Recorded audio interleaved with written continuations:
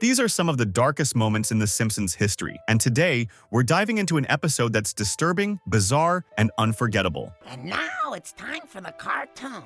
It's the Treehouse of Horror 26-segment Wanted Dead Then Alive, where Sideshow Bob finally achieves what he's wanted for years, killing Bart Simpson. Believe me, this one might make you rethink watching it alone. So, let's get started. The episode begins with Sideshow Bob, in full professor mode, lecturing at a university when he suddenly learns that Bart Simpson is still out there, happy as ever. The winner! House keeps the money! Fueled by years of simmering rage, Bob snaps and hatches yet another plan to finally end Bart's life. And unlike every time before, he actually succeeds. Yup, Sideshow Bob catches Bart in a rather unexpected way, and in one swift motion, he finally kills him. 24 years of trying to kill a 10-year-old child have finally paid off.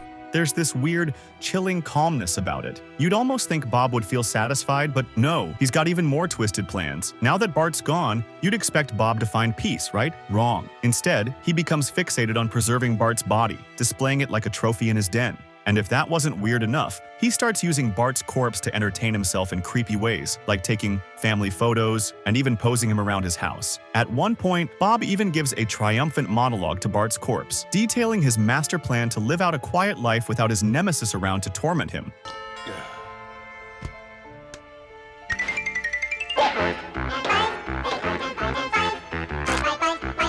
But of course, in the Treehouse of Horror fashion, things don't stay quiet for long. Bob finds himself haunted by a nagging emptiness. After years of obsessing over Bart, the thrill is gone, and he starts spiraling, missing the constant chase. So what does he do? In true mad scientist style, he invents a resurrection machine, zapping Bart back to life just to kill him all over again. It's a never-ending loop, a bizarre blend of comedy and horror that only The Simpsons could pull off. Bart dies, comes back, and dies again, over and over. You can almost feel the insanity in Bob's eyes as he repeatedly gets his satisfaction, only for it to fade, driving him deeper into obsession. The creepiest part? Bart starts realizing what's going on. After so many resurrections, he begins to remember bits and pieces of each death and fights back. It's a battle of wits, with Bart using every trick he's learned to outsmart Bob in this twisted life and death game. The stakes escalate with each round, and Bob's frustration grows as he realizes that Bart, even in his vulnerable state, remains his biggest challenge. In a fittingly eerie twist, Lisa discovers what's happening. Even when they tried and executed Jailbird, I knew it was Bob.